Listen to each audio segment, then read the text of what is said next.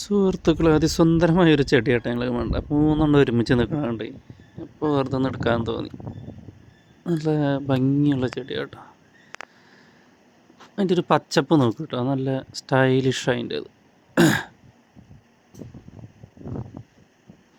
ഇത് ഒരെണ്ണം, ഇത് രണ്ടാമത്തെയാണ്. ഇത്